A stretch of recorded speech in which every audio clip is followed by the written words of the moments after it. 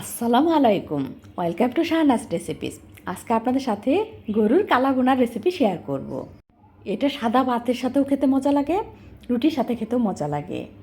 আমি যেভাবে রান্না করি গরুর কালা ভুনা, আজকে সেটাই আপনাদের সাথে শেয়ার করব। এখানে নিয়েছি গরুর মাংস, এখন দিয়ে দিয়েছি পেঁয়াজ বেরেস্তা, এরপর দিয়ে দিয়েছি গরম মশলা, আস্ত গরম মশলা দিচ্ছি এখানে, দারচিনি, এলাচ আর তেজপাতা। বেরেস্তা করার সময় যে তেল ব্যবহার করেছি সেই তেল দিয়ে দিলাম এর মধ্যে। এখন সব গুঁড়া মশলা দিয়ে দিব এর মধ্যে।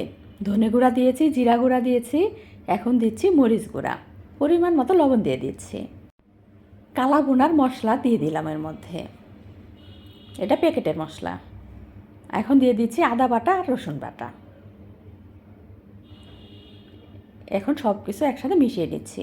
এর মধ্যে অল্প পরিমাণ পানি দিয়েছিলাম, আধা কাপের একটু কম পরিমাণ পানি দিলেই হবে, তাহলে মশলাটা পুড়ে যাবে না, বেশি পানি দেওয়া যাবে না।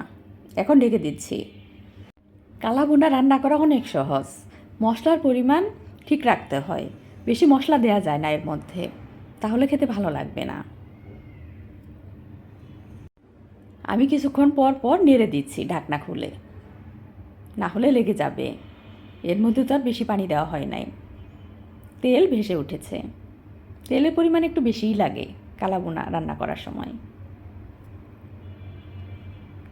মাংস সিদ্ধ হয়ে যাওয়ার পর এর মধ্যে দিব রাঁধুনির গুঁড়া। রাঁধুনির গুঁড়া দিলে এই কালো ভুনাটা খেতে বেশি মজা লাগে। প্যাকেটের মধ্যেই আছে রাঁধুনির গুঁড়া, সেখান থেকে অল্প পরিমাণ গুঁড়া দিব এর মধ্যে। মাংসের পরিমাণ যতটুকু ওই আন্দাজ করেই গুঁড়াটা দিতে হবে। এখন বাগার দিব, বাগার দিলে এই মাংসের স্বাদ আরও দ্বিগুণ বেড়ে যাবে। বাগার দেওয়ার জন্য আমি এখানে পেঁয়াজ ভেজে নিচ্ছি, অল্প করে তেল দিয়ে ভেজে নিয়েছি, কারণ মাংস থেকেই তো তেল উঠেছে, বেশি তেল দিলে তো আর খাওয়া যাবে না। এখন বাগার দিয়ে দিলাম, পেঁয়াজটা ভেজে এর মধ্যে দিয়ে দিয়েছি, আর কিছুক্ষণ চুলাতে রেখেই নামিয়ে নিব। কালা ভুনা আমার রেডি। আজকে এই পর্যন্তই, আবার নতুন কোনো মজার মজার রেসিপি নিয়ে হাজির হব ইনশাআল্লাহ। আমি শাহনাজ বিদায় নিচ্ছি। আল্লাহ হাফেজ।